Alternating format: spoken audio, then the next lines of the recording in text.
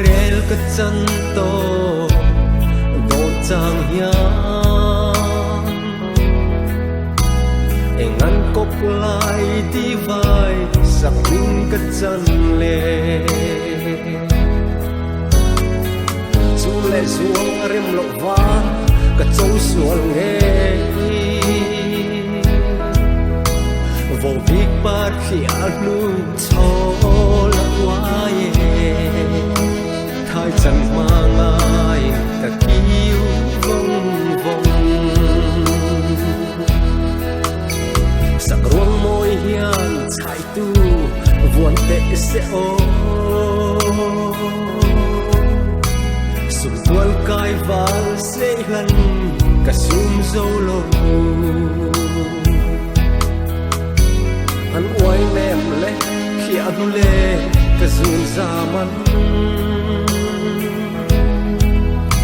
thai klom lung mon tin in sele chi na thar te ti chai zok nang ti khi lo pa choi tu le yagin tuổi thơ nàng nghe quay nu par trôi du thu lên sam dung luom về chỉ nè khi nu lên cái ta sắc vel uống khô nè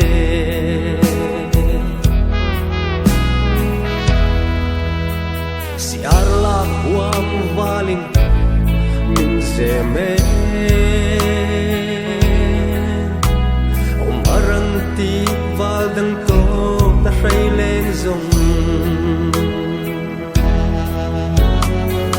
ruột soi lọt tên rung vào cần nua mê ngạc sel nàng sel lâu tu chal tua ya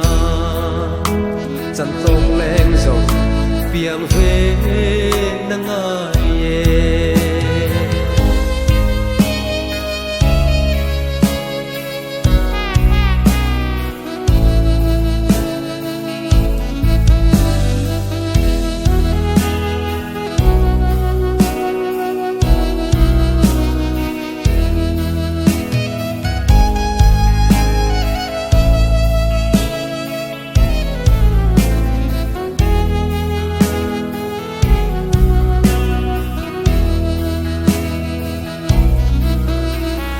lại lên caran lên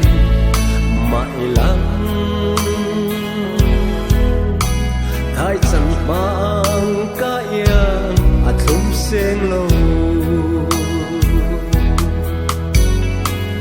ru lum pui tu rong val cả thăng sual nghe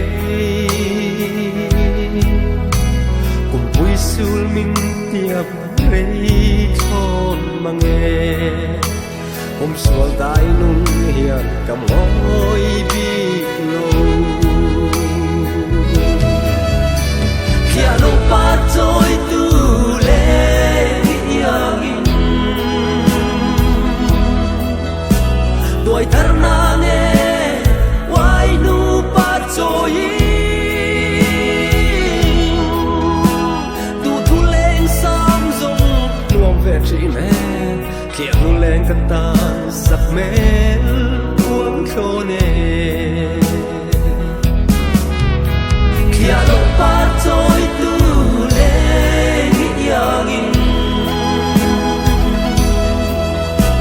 tuổi thơ nàng nghe quay nu pa trôi du thu lên sam dung nuông về chỉ le khi alo lên cất ta sắp mến